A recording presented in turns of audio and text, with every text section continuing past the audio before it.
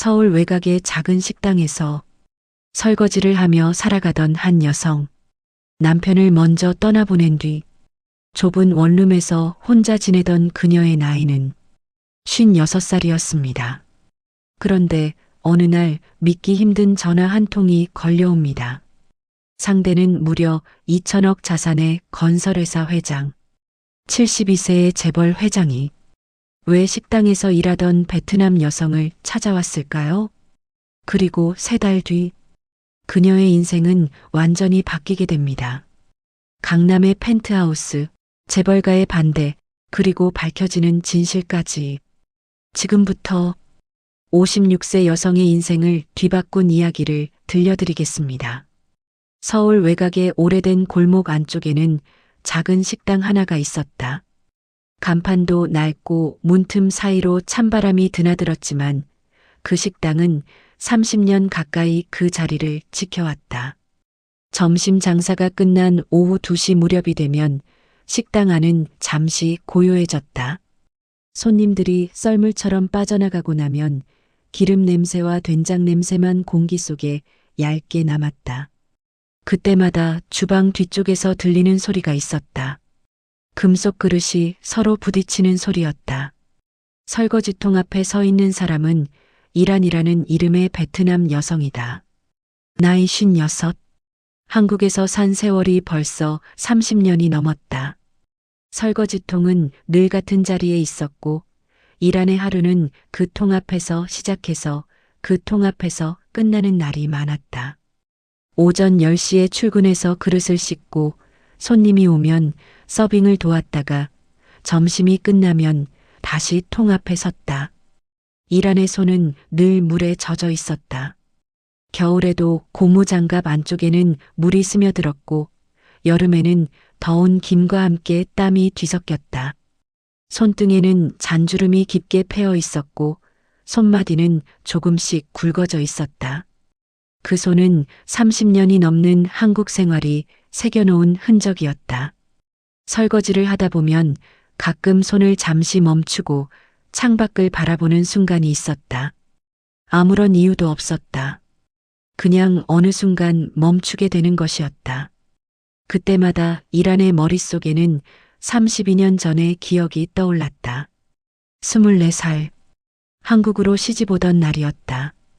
그 시절 한국에는 베트남에서 온 여성들이 많지 않았다. 비행기에서 내렸을 때 처음 맡은 한국의 공기는 낯설었다. 언어도 서툴고 아는 사람도 없었다. 시어머니는 무뚝뚝했고 동네 사람들은 힐끔힐끔 쳐다보았다.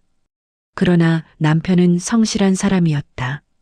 건설 현장에서 일하던 평범한 남자였다. 큰 돈을 벌지는 못했지만 술도 하지 않았고 집에 돌아오면 묵묵히 밥을 먹고 다음 날 새벽 다시 일을 나가던 사람이었다. 일하는 그 사람이 피곤해 보여도 불평을 하지 않는다는 사실이 마음에 들었다. 베트남의 고향집에서도 아버지는 그런 사람이었다. 일하는 그 사람과 함께 평범한 세월을 살았다. 딸도 하나 낳았다. 딸이 태어났을 때 남편은 평소와 달리 눈물을 보였다. 일하는 그 모습을 보며 처음으로 이 사람과 함께 오래 살아갈 수 있겠다는 생각이 들었다. 작은 전셋집에서 시작한 삶은 조금씩 나아졌고 시간이 흐르면서 한국말도 자연스럽게 익숙해졌다. 일하는 틈틈이 한국어 교실에 다녔고 몇 년이 지나자 동네 아주머니들과 수다를 떨 수 있을 만큼 말이 늘었다. 베트남에서 왔다고 하면 처음에는 어색하게 바라보던 사람들도 시간이 지나면서 그냥 이웃으로 받아들였다. 그러나 세월은 언제나 사람의 계획대로 흐르지 않았다. 3년 전 겨울이었다. 남편이 갑자기 간암 진단을 받았다. 건강검진에서 우연히 발견된 것이었다. 의사는 이미 상당히 진행된 상태라고 했다. 병원 침대 위에서 점점 야위어가는 남편의 얼굴을 일하는 매일 바라봐야 했다. 치료비가 부담스러웠지만 포기할 수 없었다. 일하는 식당 일을 시작했다. 낮에는 식당에서 일하고 저녁에는 병원으로 향했다. 그 생활이 몇 달 동안 이어졌다. 하지만 병은 빨랐다. 그해 가을 남편은 세상을 떠났다. 55살이었다. 장례식이 끝난 뒤 집으로 돌아오는 길, 이라는 처음으로 완전히 혼자가 되었다는 사실을 느꼈다. 아파트 현관문을 열고 안으로 들어섰을 때 집안에는 아무 소리도 없었다. 텅 빈 신발장, 남편의 운동화가 여전히 그 자리에 있었다. 이라는 그 신발을 한참 바라보다가 그냥 문을 닫았다. 딸은 이미 부산으로 시집을 간 상태였다. 사위 집안의 사정 때문에 자주 올라오기도 어려웠다. 딸도 자신의 삶이 있었다. 이라는 그것을 알고 있었기 때문에 힘들다는 말을 쉽게 하지 않았다. 그래서 이라는 서울 외곽의 작은 원룸으로 이사를 했다.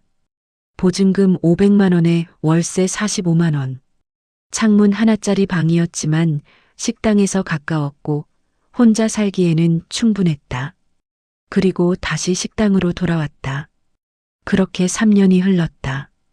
설거지통 앞에 서 있는 시간은 길었지만 하루는 빠르게 지나갔다. 오전에 일하고 오후에 일하고 저녁에 집으로 돌아가는 것이 하루의 전부였다. 가끔 딸에게 전화가 왔다. 손자 이야기를 들을 때는 웃음이 나왔다. 그러나 전화를 끊고 나면 다시 고요함이 찾아왔다. 문제는 밤이었다. 작은 원룸에 돌아가면 방 안은 너무 조용했다. 냉장고 돌아가는 소리만 들렸다. 그때마다 일하는 TV를 켜놓았다. 소리가 없으면 숨이 막힐 것 같았기 때문이다. 드라마 소리가 방 안을 채우면 그나마 조금 나았다. 누군가와 함께 있는 것 같은 기분이 아주 조금 들었다. 한국에서 30년 넘게 살았지만 그 밤의 고요함은 아직도 익숙해지지 않았다. 어느 날 저녁이었다. 설거지를 마치고 식당 문을 닫을 준비를 하던 순간 이란의 휴대전화가 울렸다. 모르는 번호였다. 이란은 잠시 망설이다가 전화를 받았다. 그 전화는 이란의 인생을 완전히 바꾸게 되는 시작이었다. 그때는 아무도 몰랐다. 설거지통 앞에 서 있던 이 베트남 여성이 몇 달 뒤 2천억 자산을 가진 재벌 회장의 아내가 될 것이라는 사실을 이란 역시 전혀 예상하지 못했다. 그저 그날은 평소와 같은 평범한 저녁이었다.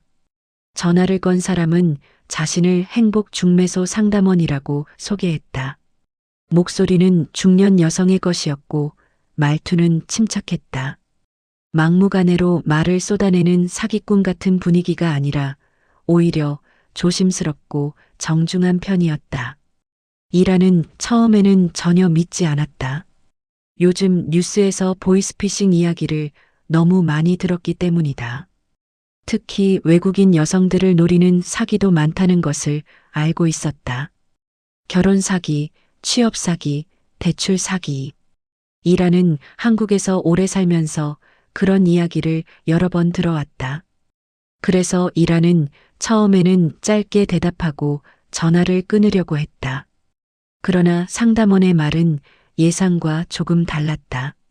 상담원은 특정한 사람을 언급했다.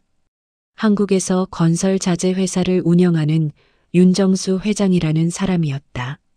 자산이 약 2천억 원 정도 되는 기업가라고 설명했다. 이름도 구체적으로 됐고 회사 이름도 됐다. 이라는 그 말을 듣고 더더욱 믿지 않았다. 자신과 그런 사람이 연결될 이유가 없다고 생각했기 때문이다. 설거지를 하는 50대 여성에게 재벌 회장 이야기를 하는 것 자체가 이상했다. 하지만 상담원은 매우 구체적인 이야기를 했다. 윤정수 회장은 올해 72세. 첫 아내는 오래전에 암으로 세상을 떠났고 두 번째 결혼은 몇 년 전에 끝났다고 했다. 그리고 지금 다시 배우자를 찾고 있다고 했다. 문제는 조건이었다. 그 조건이 매우 특이했다. 외국인 여성, 나이는 50대 중후반, 성실하고 조용한 성격. 한국에서 오래 살아 언어와 문화에 익숙한 사람. 이라는 그 말을 듣고 이상한 기분이 들었다. 마치 누군가 자신의 인생을 몰래 들여다본 것 같은 느낌이었다. 조건 하나하나가 자신과 정확하게 일치했기 때문이다. 상담원은 마지막으로 말했다. 윤정수 회장이 여러 후보 중에서 이란이라는 이름을 직접 선택했다는 것이었다. 후보 중에 여러 사람이 있었는데 프로필을 보고 그가 먼저 연락해보고 싶다고 요청했다고 했다. 이라는 그 말을 듣고 웃음이 나왔다. 설거지 일을 하는 자신을 재벌 회장이 선택했다는 말은 너무 비현실적으로 들렸기 때문이다. 마치 드라마 속 이야기 같았다. 그래서 전화를 끊었다. 하지만 그날 밤 다시 전화가 왔다. 이번에는 딸이었다. 부산에 사는 딸이 인터넷을 찾아봤다고 했다. 어떻게 알았냐고 물으니 상담원이 딸에게도 연락을 했다고 했다. 그리고 놀랍게도 그 중매소와 회장의 회사가 실제로 존재한다는 사실을 확인했다고 했다. 네이버에서 검색하면 뉴스도 나온다고 했다. 회사 규모도 상당했다. 딸은 잠시 침묵하다가 조심스럽게 말했다. 엄마도 이제 혼자 살기 힘들지 않냐고. 이라는 그 말을 듣고 아무 대답도 하지 못했다. 사실이었다. 밤마다 찾아오는 외로움은 점점 더 커지고 있었다. 특히 겨울밤은 더 길게 느껴졌다. TV 소리만으로는 채워지지 않는 무언가가 있었다. 딸은 마지막으로 이렇게 말했다. 한 번만 만나보는 건 어떻겠냐고. 속는 셈 치고 밥만 먹고 오면 된다고. 나쁠 것 없지 않냐고. 이라는 전화를 끊은 뒤 작은 원룸에 앉아 오래 생각했다. 창밖에서는 버스가 지나가는 소리가 들렸다. 서울의 밤은 언제나 바쁘게 움직이고 있었다. 하지만 이란의 방 안은 조용했다. 너무 조용했다. 그래서 결국 이란은 결심했다. 어차피 지금보다 더 외로워질 일은 없을 것 같다는 생각이 들었기 때문이다. 밥 한 끼 먹는 것이 뭐가 무섭겠는가. 이상한 사람이면 그냥 나오면 그만이었다. 그렇게 해서 강남의 한정식 집에서 만남이 잡혔다. 이라는 약속 날짜를 휴대전화에 저장해 두었다. 그리고 그날이 가까워질수록 마음이 점점 복잡해졌다. 자신이 어떤 세상으로 들어가게 될지 전혀 알 수 없었기 때문이다. 약속 당일 아침, 이라는 평소보다 훨씬 일찍 일어났다. 새벽 5시였다. 잠이 오지 않았다. 천장을 바라보며 뒤척이다가 결국 자리에서 일어났다. 작은 원룸의 옷장을 열어보았지만 특별한 옷은 없었다. 대부분이 일할 때 입는 편한 옷이었다. 그래도 그 중에서 가장 단정한 옷을 골랐다. 짙은 남색 블라우스와 검은 바지였다. 딸의 생일 때 사놓은 것인데 아직 한 번밖에 입지 않은 옷이었다. 거울 앞에 서서 머리를 빗었다. 그리고 잠시 멈췄다. 거울 속에는 56살의 여자가 서 있었다. 30년 넘게 한국에서 살며 일해온 얼굴이었다. 눈가에는 잔주름이 있었고 머리카락에는 흰 것이 섞여 있었다. 손에는 설거지로 생긴 잔주름이 보였다. 이라는 잠시 한숨을 쉬었다. 재벌 회장을 만난다는 사실이 갑자기 현실감 없이 느껴졌다. 자신이 너무 초라해 보인다는 생각이 들었다. 그래도 약속은 약속이었다. 이미 상담원에게 연락을 해두었고 상대방도 알고 있었다. 지하철을 타고 강남으로 향했다. 서울의 중심으로 들어갈수록 풍경이 달라졌다. 건물은 점점 높아졌고 거리의 사람들 옷차림도 달라졌다. 이라는 괜히 자신이 작아지는 느낌을 받았다. 약속 장소는 고급 한정식 집이었다. 식당 이름을 보고 이라는 잠깐 멈췄다. 지나가면서 한두 번 간판을 봤던 곳이었는데 직접 들어가 본 적은 한 번도 없었다. 입구부터 분위기가 달랐다. 나무 문이 두껍고 조용했다. 입구에 들어서자 직원이 조용히 안내했다. 이라는 자신이 너무 긴장하고 있다는 것을 느꼈다. 손에 땀이 나고 있었다. 그리고 잠시 뒤 한 남자가 자리에서 일어났다. 그 사람이 윤정수 회장이었다. 이라는 그 순간 조금 놀랐다. 72세라고 들었지만 생각보다 훨씬 정정해 보였기 때문이다. 등이 꼿꼿했고 눈빛이 또렷했다. 키는 이란보다 한 뼘 정도 컸고 흰 머리카락이 단정하게 빗겨져 있었다. 마치 오랫동안 중요한 결정을 내려온 사람의 얼굴이었다. 이라는 조심스럽게 자리에 앉았다. 식당 창밖에는 강남 거리가 내려다 보였다. 차들이 끊임없이 지나가고 있었다. 그때 이라는 이상한 생각이 들었다. 자신의 인생이 지금 전혀 예상하지 못한 방향으로 움직이고 있다는 느낌이었다. 그리고 이 만남이 단순한 식사가 아니라 인생의 새로운 문이 될지도 모른다는 생각이 아주 희미하게 떠올랐다. 아직은 아무것도 확실하지 않았다. 하지만 한 가지는 분명했다. 이 만남 이후 이란의 인생은 더 이상 예전과 같지 않을 것이라는 사실이었다. 강남의 한정식집 창밖으로 오후 햇빛이 부드럽게 내려오고 있었다. 식당 안은 조용했고 다른 테이블에서는 낮은 목소리로 대화가 이어지고 있었다. 하지만 이란에게는 그 모든 소리가 멀리서 들리는 것처럼 느껴졌다. 눈앞에 앉아 있는 사람은 평생 한 번도 만날 일이 없을 것 같은 사람이었다. 이란은 처음에는 고개를 들기가 어려웠다. 괜히 자신의 손이 먼저 눈에 들어왔다. 설거지로 거칠어진 손이었다. 테이블 위에 올려놓자마자 다시 무릎 위로 내리고 싶어졌다. 그러나 윤 회장의 시선에는 그 손을 평가하거나 판단하는 기색이 전혀 없었다. 오히려 오래 생각한 끝에 말을 꺼내는 사람처럼 차분한 분위기가 느껴졌다.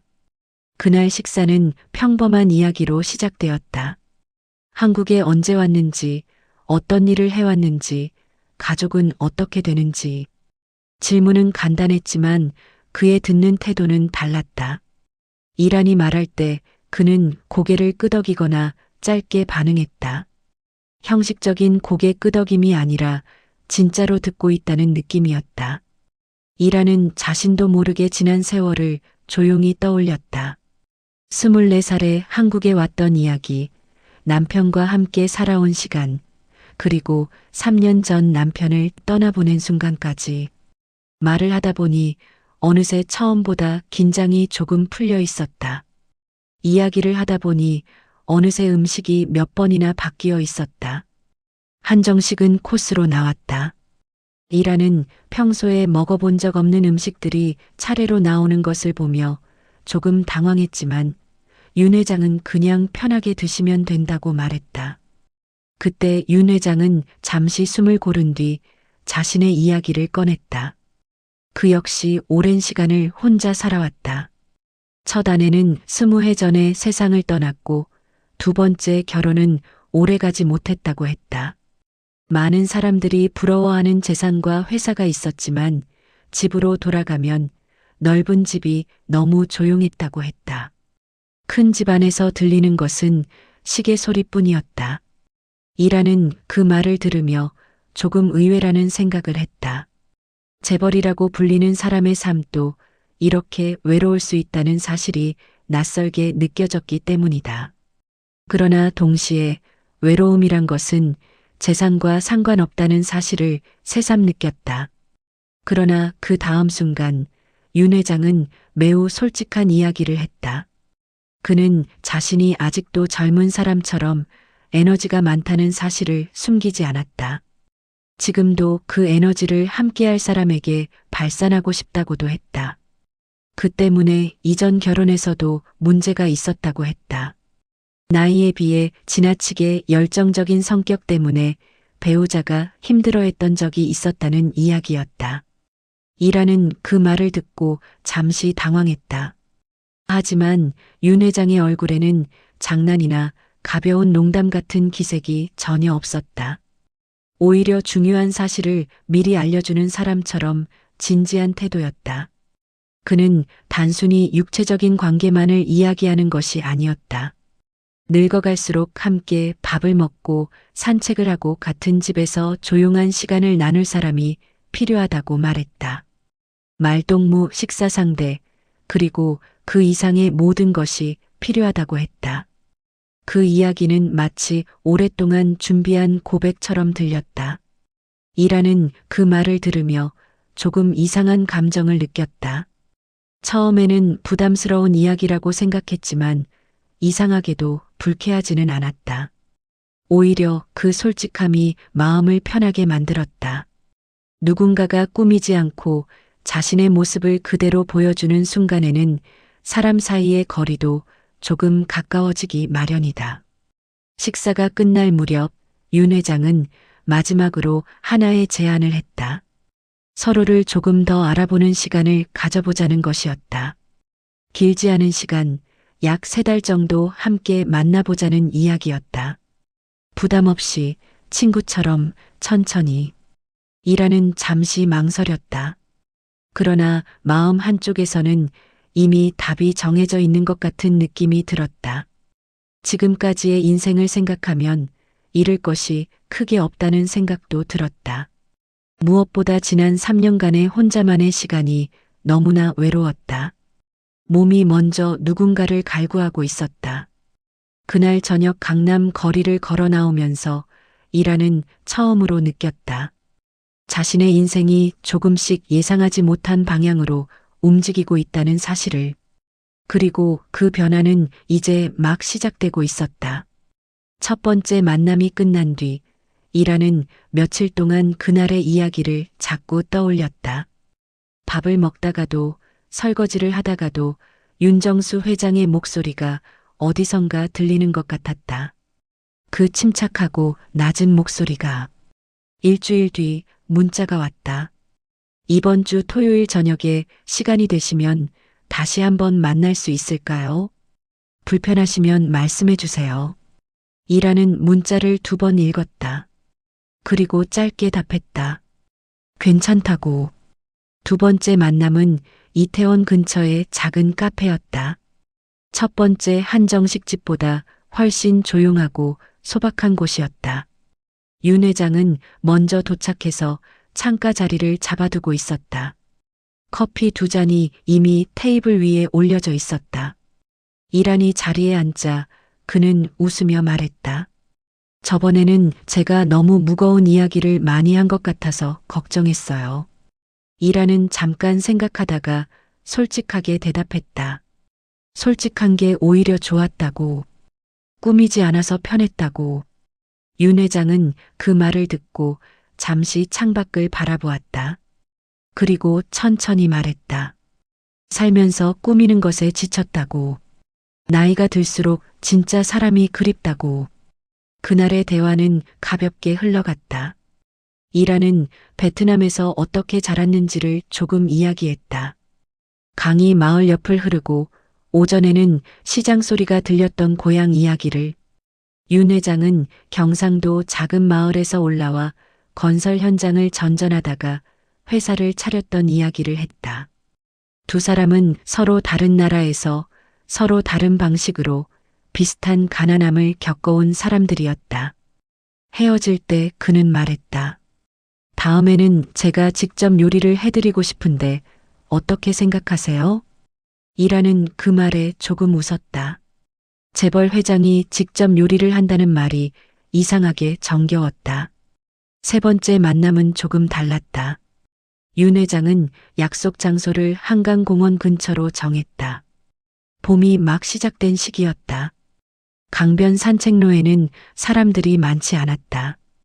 2 사람은 나란히 걸었다. 걸으면서 이라는 이상한 기분을 느꼈다. 오래전 남편과 처음 사귀던 시절에 한강을 걸었던 기억이 났다. 그때는 둘 다 가진 것이 아무것도 없었다. 그냥 걸으면서 이야기를 나누는 것만으로도 충분했다. 지금도 그 느낌이 조금 비슷했다. 공원 벤치에 잠시 앉았을 때 윤 회장이 조심스럽게 말했다.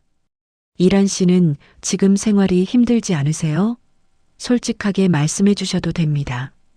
이란은 잠깐 생각하다가 대답했다. 힘들기는 한데 그게 당연한 거라고 생각하며 살아왔다고.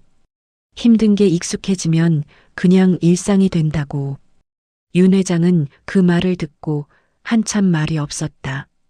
그리고 아주 조용하게 중얼거렸다. 그 익숙함이 안타깝네요. 이라는 그 말을 듣고 이상하게 가슴이 울컥했다. 누군가가 자신의 생활을 안타까워해 준 것이 오랫동안 없었던 것 같았다. 집으로 돌아오는 지하철 안에서 이라는 창밖을 바라보았다. 어두운 터널이 지나가고 환한 역이 나타났다가 다시 어두워졌다. 그 반복되는 풍경을 보면서 이라는 생각했다. 이 사람이 자신에게 어떤 의미가 될지 아직 몰랐다. 그러나 분명한 것은 오랜만에 누군가를 만나는 것이 두렵지 않다는 사실이었다. 네 번째 만남은 예상하지 못한 방향으로 흘러갔다. 그날도 저녁 식사로 시작되었다. 광화문 근처의 조용한 일식집이었다. 두 사람은 이미 3번의 만남을 거쳤기 때문에 예전보다 훨씬 편하게 대화를 나눌 수 있었다.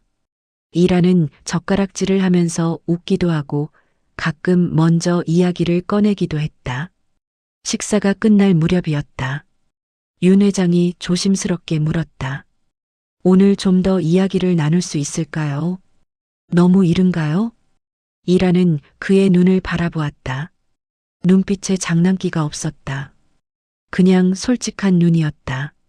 이라는 잠시 머뭇거리다가 고개를 끄덕였다. 그날 두 사람은 처음으로 호텔로 향했다. 강남 한복판에 있는 조용한 호텔이었다.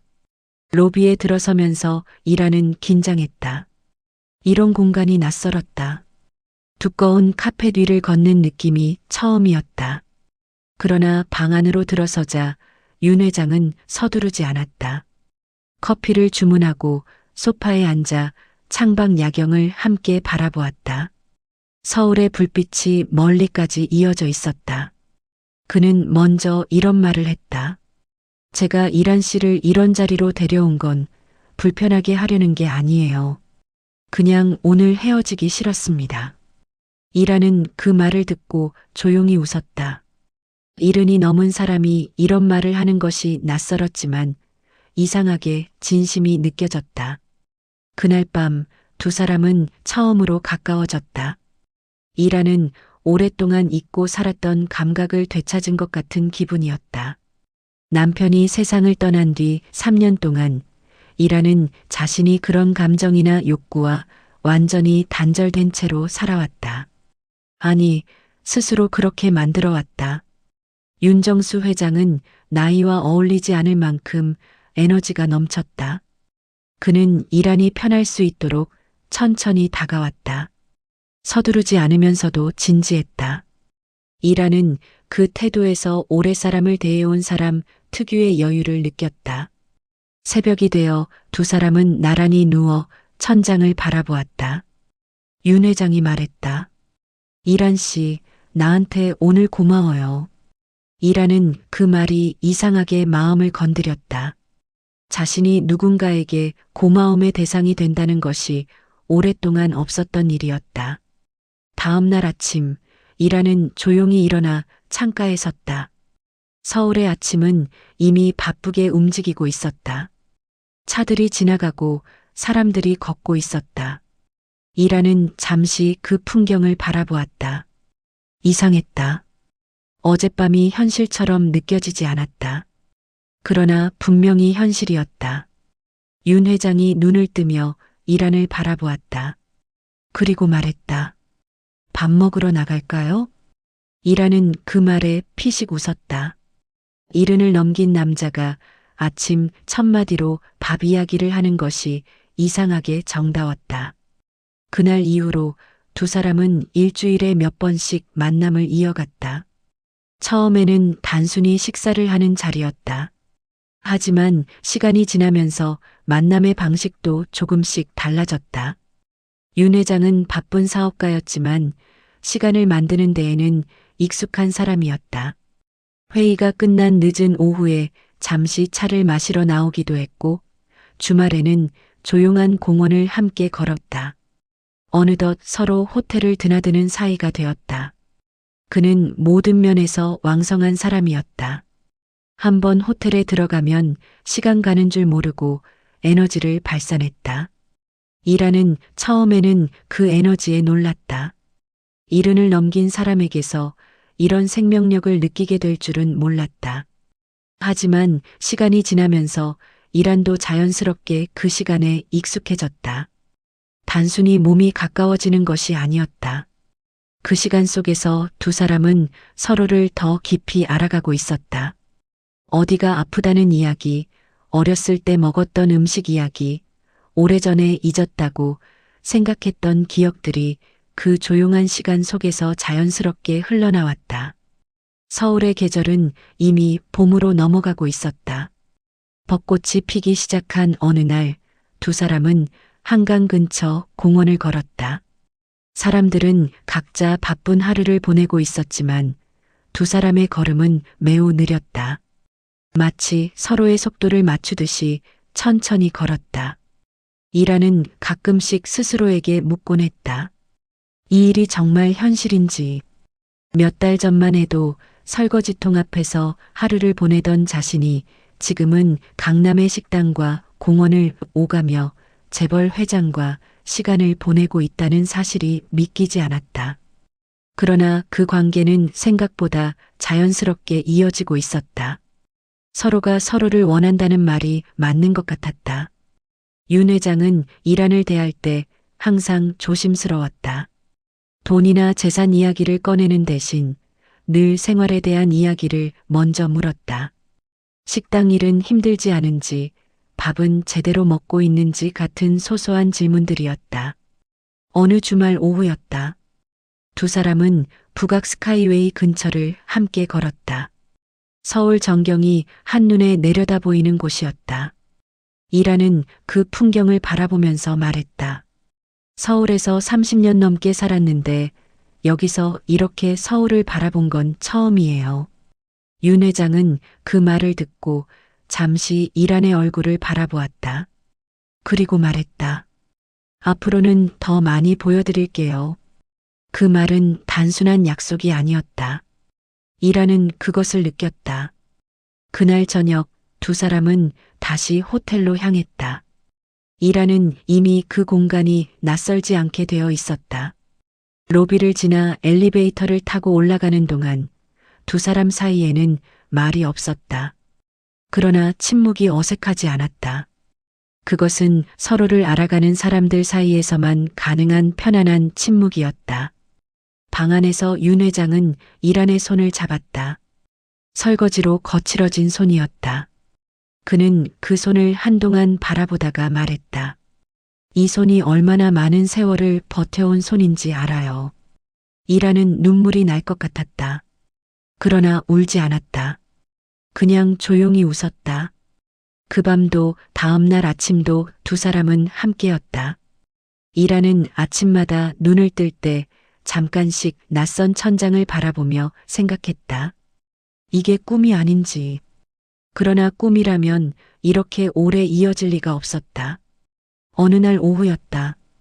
이란이 일하던 식당에서 갑자기 쓰러지는 일이 있었다. 오랫동안 서서 일한 탓에 몸이 버티지 못한 것이었다. 점심 손님이 몰리던 시간 갑자기 눈앞이 어지러워지더니 무릎에 힘이 빠졌다. 함께 일하던 언니가 달려와 부축했고 119를 불렀다. 응급실에서 검사를 받은 결과 빈혈과 저혈압이라는 진단이 나왔다. 평소에 밥을 제대로 챙겨 먹지 못하고 서서 일하는 시간이 너무 길었던 것이 원인이었다. 이란은 병원 침대에 누워 천장을 바라보았다. 창피한 기분이 들었다. 나이가 56인데 이런 식으로 쓰러지다니. 스스로가 한심하게 느껴졌다. 그런데 1시간쯤 지났을 때였다. 병실 문이 열렸다. 그리고 예상하지 못한 사람이 들어왔다. 윤정수 회장이었다. 이라는 눈을 크게 떴다. 그는 예정되어 있던 회의를 취소하고 바로 병원으로 향했다고 했다. 상담원을 통해 소식을 들었다고 했다. 숨이 차는지 약간 서둘러 걸어온 흔적이 있었다. 넥타이를 매고 정장을 입은 채로 병원에 들어온 모습이 어딘가 어색하면서도 진지해 보였다. 이라는 아무 말도 하지 못했다. 윤 회장은 의자를 끌어당겨 침대 옆에 앉았다. 그리고 이란의 상태를 의사에게 직접 묻고 검사 결과를 꼼꼼히 확인했다. 그 모습은 마치 오래된 가족 같았다.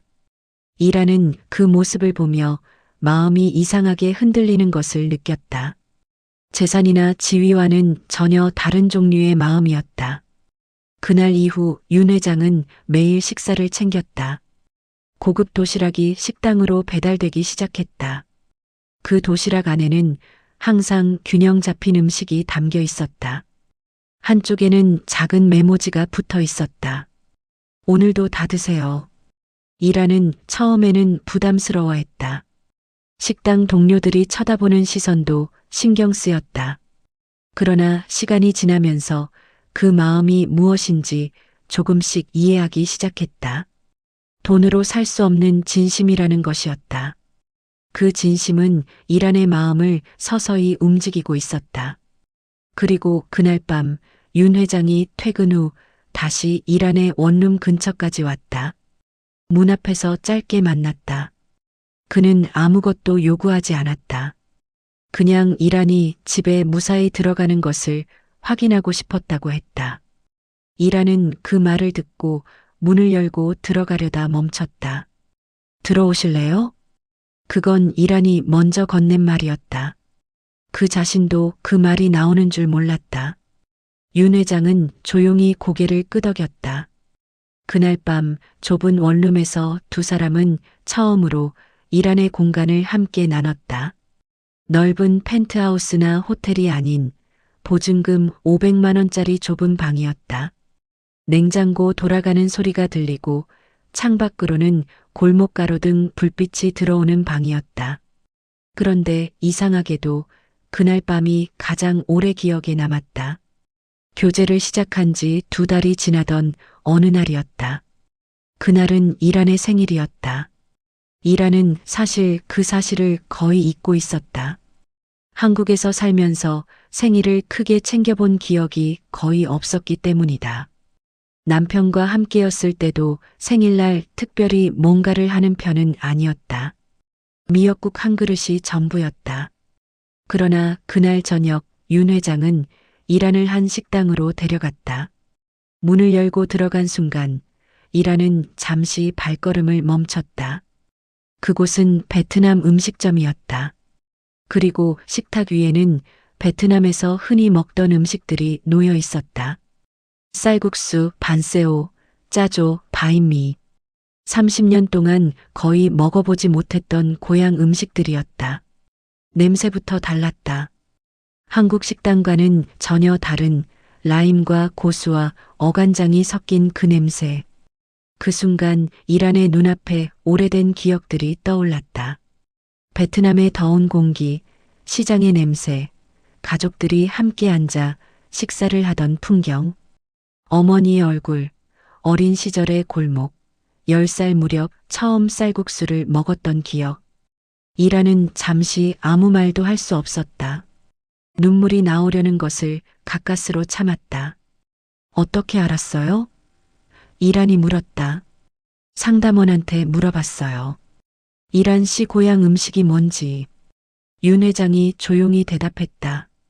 그 대답을 듣자 이란은 참았던 눈물이 한 방울 흘렀다. 황급히 손등으로 닦았지만 이미 윤 회장이 보고 있었다. 그는 아무 말도 하지 않았다. 그냥 그 순간을 조용히 지켜보았다. 그날 식사는 조용하게 이어졌다. 이란은 오랫동안 먹지 못했던 음식들을 한 가지씩 맛보았다. 쌀국수 국물에서 고향 냄새가 났다. 반새우를 한 입 베어 물었을 때 어머니의 요리 솜씨가 떠올랐다. 식사가 끝날 무렵 윤 회장은 작은 상자를 건넸다. 상자 안에는 진주 목걸이가 들어 있었다. 화려하지 않은 단정하고 고요한 진주였다. 생일 축하해요. 이란 씨한테는 금이나 다이아몬드보다 이게 더 어울릴 것 같았어요. 이란은 그 순간 처음으로 느꼈다. 자신의 마음이 이미 많이 움직이고 있다는 사실을. 이건 더 이상 그냥 만남이 아니었다. 그날 밤 집으로 돌아가는 길에 이란은 창밖의 서울 야경을 바라보았다. 화려한 불빛들이 끝없이 이어지고 있었다. 그리고 그 순간 한 가지 생각이 마음속에 떠올랐다. 이 사람과 함께라면 앞으로의 삶이 조금 덜 외로울지도 모른다는 생각이었다. 아니, 어쩌면 행복할 수도 있다는 생각이었다.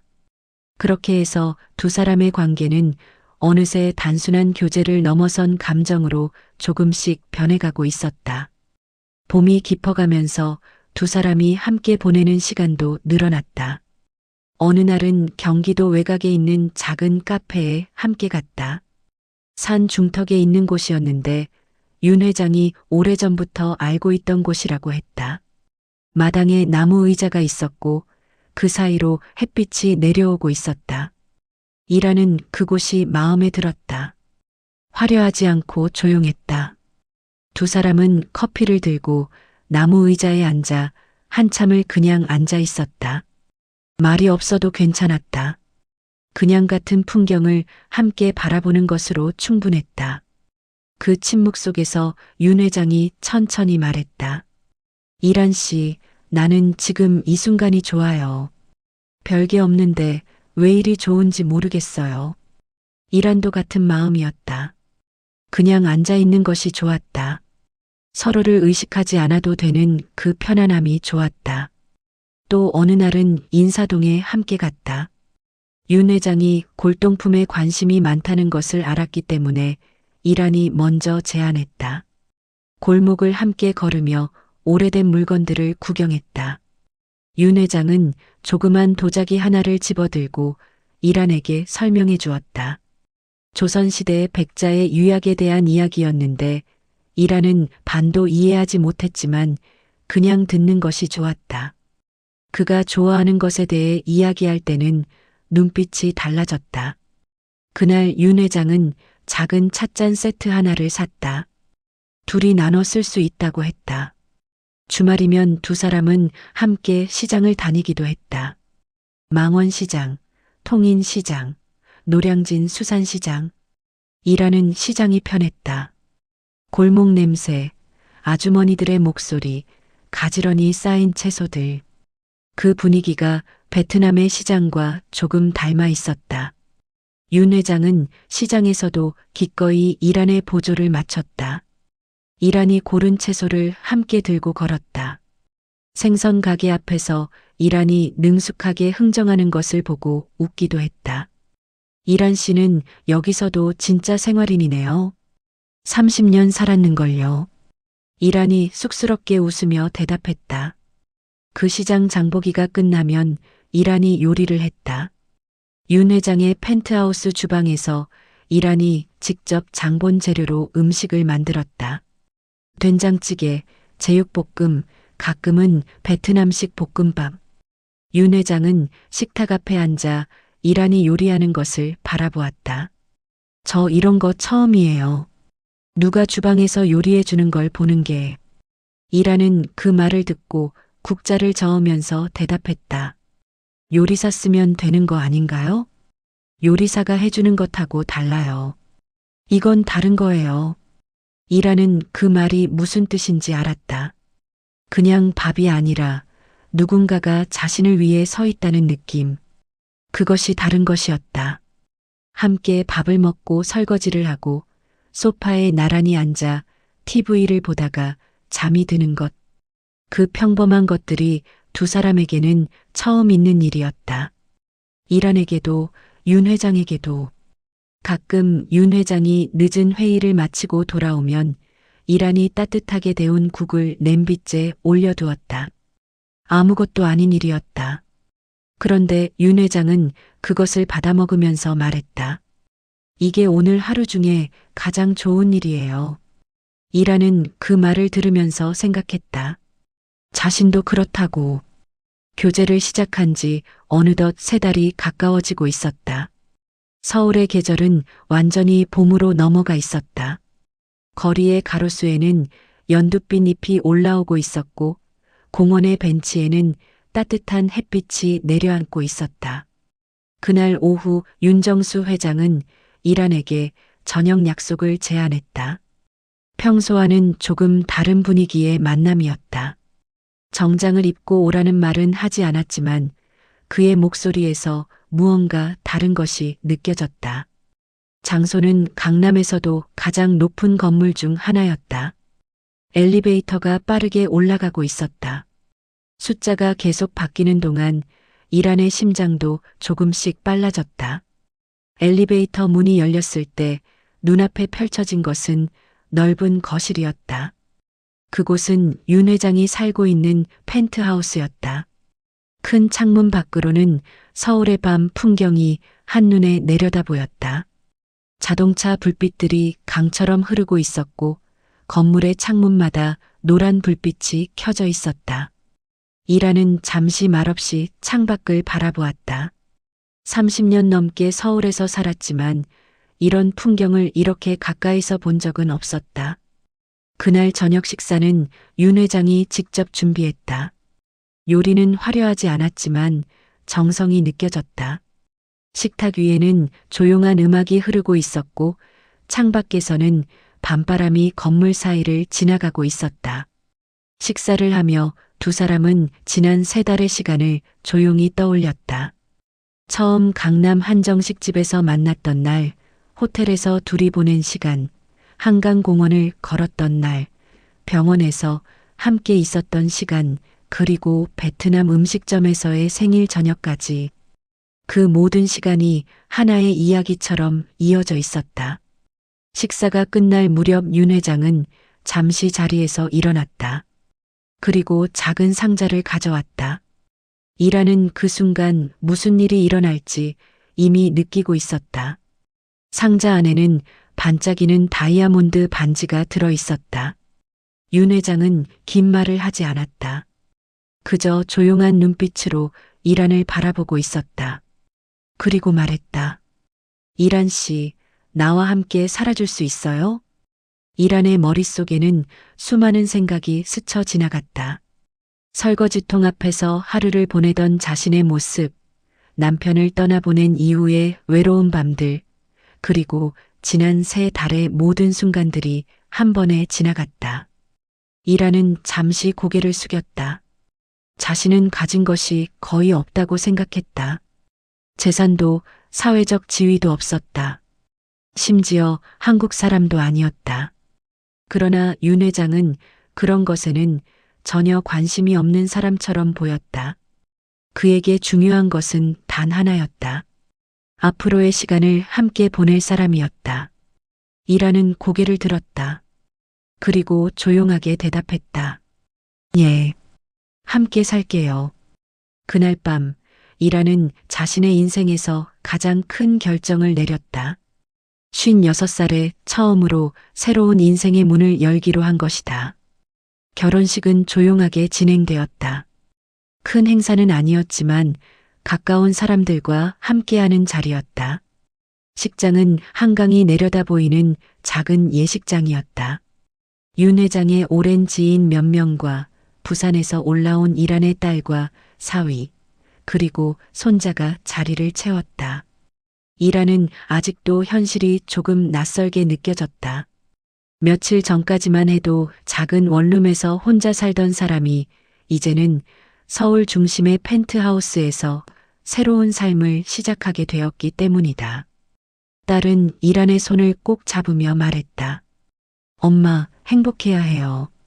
진짜로. 이란은 딸의 손을 잡으며 웃었다.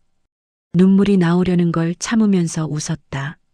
집에는 춘자라는 가정부가 있었다. 오랫동안 윤 회장을 도와온 사람이었다. 춘자는 이란을 처음 보자마자 따뜻하게 맞아주었다. 그녀는 오랫동안 집을 지켜본 사람이었다. 그래서 집의 분위기가 어떻게 변하는지 누구보다 잘 알고 있었다. 이란이 들어온 이후 집안의 공기가 조금 달라졌다는 것을 느끼고 있었다. 넓고 조용하기만 했던 공간에 작은 소리들이 생겨났다. 부엌에서 무언가 끓는 소리, 창가에서 누군가 코를 흥얼거리는 소리. 작지만 분명한 변화였다. 그날 밤 서울의 야경은 유난히 밝았다. 큰 창문 밖으로 보이는 도시는 여전히 잠들지 않고 움직이고 있었다. 그러나 그 집 안에서는 새로운 이야기가 시작되고 있었다. 이라는 아직도 조금 긴장한 상태였다. 하지만 윤 회장의 모습은 예상보다 훨씬 활기차 보였다.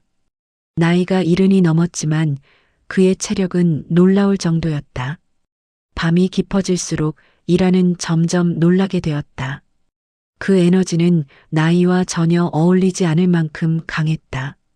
그리고 다음 날 아침이 되었을 때도 윤 회장은 여전히 활기차 보였다.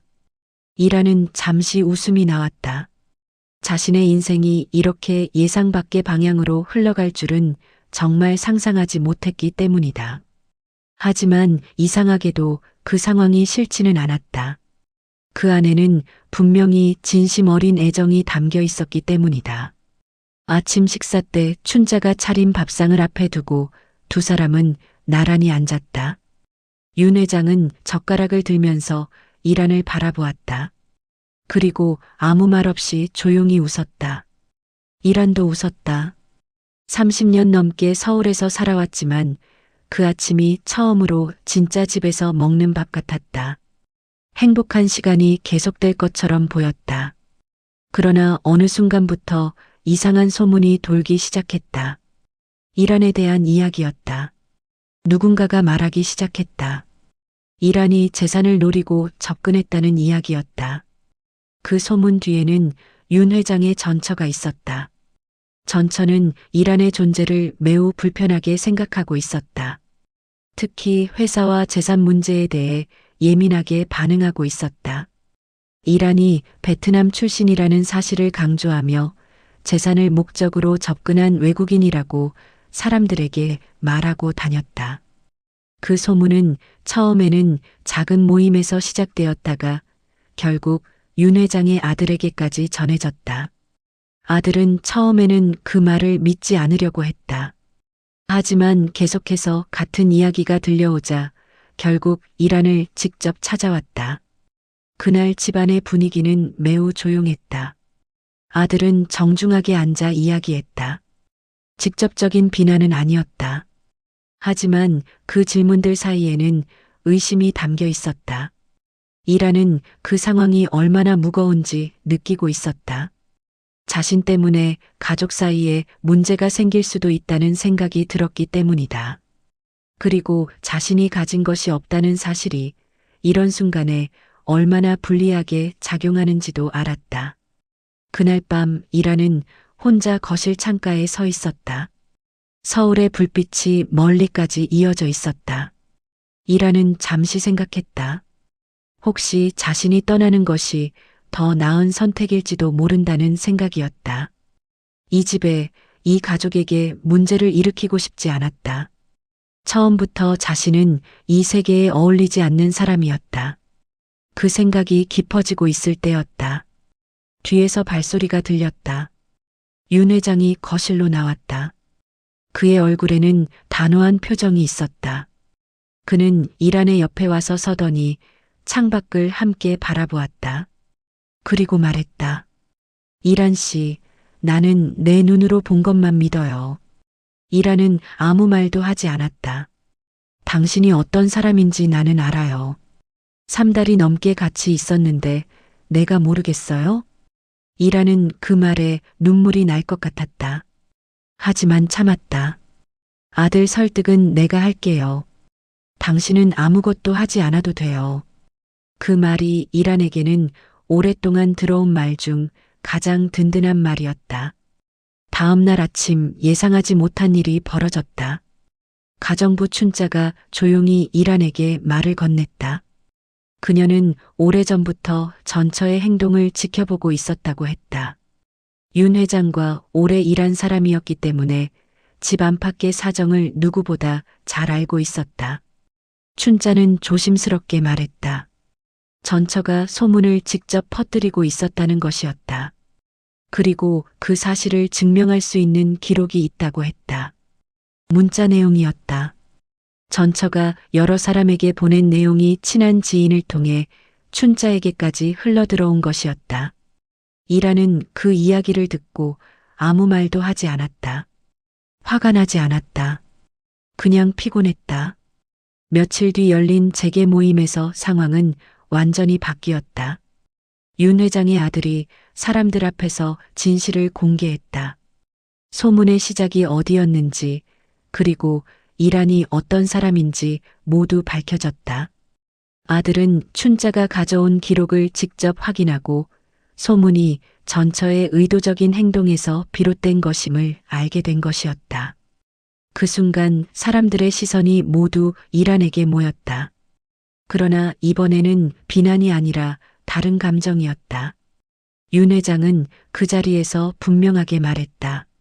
이란은 자신의 아내이며 앞으로도 함께할 사람이라는 사실을, 나이도 국적도 재산도 중요하지 않다는 사실을, 중요한 것은 함께 살아갈 마음이라는 것을. 그 말을 하는 윤 회장의 목소리는 떨리지 않았다. 오랫동안 수많은 결정을 내려온 사람의 목소리였다. 그날 이후 상황은 완전히 달라졌다. 윤 회장의 아들도 이란에게 정중하게 인사를 했다. 그리고 그녀를 새로운 가족으로 받아들였다. 아들은 따로 이란에게 찾아와 말했다. 죄송합니다. 제가 어머니 말을 너무 쉽게 믿었어요. 이란은 고개를 저었다. 괜찮아요. 당연히 의심할 수 있어요. 그 말을 하면서 이란은 생각했다. 이 집에 완전히 받아들여지는 것이 이렇게 어려운 일이라는 것을. 그러나 동시에 그 어려움을 함께 통과해냈다는 사실이 오히려 이 관계를 더 단단하게 만든다는 것도. 이란은 그 순간 이상한 기분을 느꼈다. 오랫동안 외롭게 살아왔던 시간이 한순간에 지나가는 것 같았다. 56살에 시작된 새로운 인생. 그 인생은 예상했던 것보다 훨씬 따뜻한 방향으로 흘러가고 있었다. 이란은 이제 매일 아침 넓은 창문으로 서울의 하늘을 바라보았다. 예전에는 좁은 원룸 창문으로 골목만 보였다. 이제는 지평선까지 펼쳐지는 하늘이 보였다. 그 변화가 아직도 가끔 꿈 같았다. 식당 일은 더 이상 하지 않아도 되었다. 하지만 이란은 가끔 식당 앞 골목을 지나칠 때면 잠깐 발걸음을 멈추곤 했다. 그 설거지통 앞에서 얼마나 많은 시간을 보냈는지, 그 시간들이 있었기에 지금의 자신이 있다는 것을 알고 있었다. 윤 회장과의 일상은 조용하면서도 충만했다. 아침마다 함께 식사를 했다. 저녁에는 창가에 앉아 차를 마셨다. 주말이면 어딘가를 함께 걸었다. 그 평범한 것들이 이란에게는 처음 얻는 것들이었다. 어느 날 아침 윤 회장이 이란의 손을 잡으며 말했다. 이란 씨, 나 지금 제일 행복해요. 이란은 그 말을 듣고 잠시 그의 얼굴을 바라보았다. 이른이 넘은 얼굴이었다.